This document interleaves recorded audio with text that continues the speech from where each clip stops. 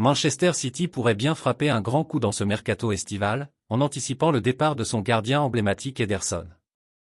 Ce dernier, arrivé en provenance de Benfica en 2017, est aujourd'hui une cible prioritaire des clubs de la Saudi Pro League, où plusieurs équipes seraient prêtes à lui offrir un salaire faramineux.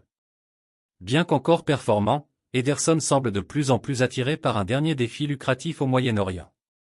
Face à cette situation, les dirigeants de City, toujours très stratégiques dans leur politique de recrutement, n'ont pas l'intention de rester passifs. Selon les informations du média espagnol Fichage, le club mancunien aurait activé une piste très sérieuse pour le remplacer, Jan Oblak, le dernier rempart de l'Atlético Madrid. À 32 ans, le Slovène est encore considéré comme l'un des meilleurs gardiens du continent. Son expérience, sa solidité sur la ligne et sa régularité font de lui un successeur crédible et rassurant pour le poste de numéro 1 à City. Bien qu'il soit sous contrat avec l'Atlético jusqu'en 2028, les Colchoneros ne s'opposeraient pas à un départ, à condition de recevoir une offre jugée raisonnable. Son prix est estimé entre 20 et 25 millions d'euros, un montant tout à fait accessible pour les Citizens, surtout pour un gardien de ce calibre. Cette saison, Oblak a déjà réalisé 15 clean sheets en 42 matchs toutes compétitions confondues, ce qui témoigne de sa constance au plus haut niveau. En cas de départ d'Ederson, ce transfert pourrait permettre à Manchester City de sécuriser son arrière-garde avec un joueur d'expérience, habitué à la pression des grandes compétitions européennes, et capable de s'intégrer rapidement dans un système exigeant comme celui de Pep Guardiola. Antonio Rudiger a fait parler de lui pour de très mauvaises raisons lors de la finale de la Coupe du Roi entre le Real Madrid et le FC Barcelone. Alors que le match approchait de son terme dans la prolongation, le défenseur allemand a complètement craqué. Furieux contre une décision arbitrale qu'il estimait injuste, il a lancé une poche de glace avec force en direction du terrain, un geste totalement inapproprié qui a immédiatement attiré l'attention de l'arbitre Ricardo de Burgos Bengoechea.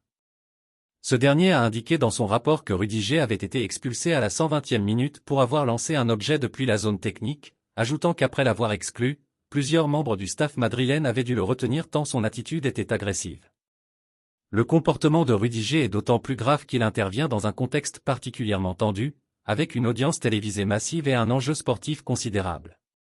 Le code disciplinaire de la Fédération royale espagnole de football prévoit des sanctions très lourdes pour ce type de comportement, qualifié d'incitation à la violence. Le défenseur risque ainsi une suspension comprise entre 4 et 12 matchs, ainsi qu'une amende qui pourrait aller jusqu'à 90 000 euros. Le joueur n'a pas tardé à réagir publiquement sur les réseaux sociaux dès le lendemain matin, en publiant un message dans lequel il reconnaît la gravité de son acte et présente ses excuses à l'arbitre ainsi qu'à ses coéquipiers et aux supporters. Mais ce geste n'est pas un incident isolé. Le mois précédent, Rudiger avait déjà suscité la controverse en mimant un geste d'égorgement en direction des supporters de l'Atlético de Madrid, après la qualification du Real en Ligue des Champions. Ce nouvel éclat de colère risque de peser lourd dans la balance et de pousser les instances disciplinaires à adopter une sanction exemplaire, d'autant que le joueur commence à accumuler les comportements problématiques sur les terrains. Kevin De Bruyne, l'un des meilleurs milieux de terrain de la dernière décennie, va quitter Manchester City à la fin de la saison. À 33 ans, le meneur de jeu belge est arrivé à un tournant de sa carrière. Son contrat arrive à son terme, et l'heure semble venue pour lui de relever un dernier défi, dans un autre championnat ou sur un autre continent. Longtemps évoqué dans les rumeurs de transfert comme une potentielle cible de retour pour Chelsea, son ancien club, cette hypothèse vient tout juste d'être écartée. Selon le très sérieux journal The Telegraph, les dirigeants de Chelsea ont pris la décision de ne pas s'aligner sur le dossier De Bruyne. Bien que le nouvel entraîneur Enzo Maresca apprécie énormément le profil du joueur et reconnaisse l'importance de l'expérience dans un groupe jeune, l'arrivée de Bruyne créerait une concurrence directe avec Cole Palmer. Or, Palmer est aujourd'hui considéré comme un élément stratégique pour l'avenir du club, notamment après sa brillante saison. Par conséquent, Chelsea souhaite concentrer ses efforts sur d'autres postes prioritaires, en particulier le recrutement d'un avant-centre de haut niveau, capable de transformer le grand volume d'occasions produites en but. Des profils comme Harry Kane, Victor Osimhen ou encore Oli Watkins sont actuellement à l'étude. Pendant ce temps, De Bruyne continue de susciter un grand intérêt outre-Atlantique. 2 clubs de Major League Soccer sont en pole position pour l'accueillir, l'Inter Miami, qui rêve de l'associer à Lionel Messi dans un projet ultra-médiatique, et le Chicago Fire, dont l'ambition est de se relancer avec une grande star européenne.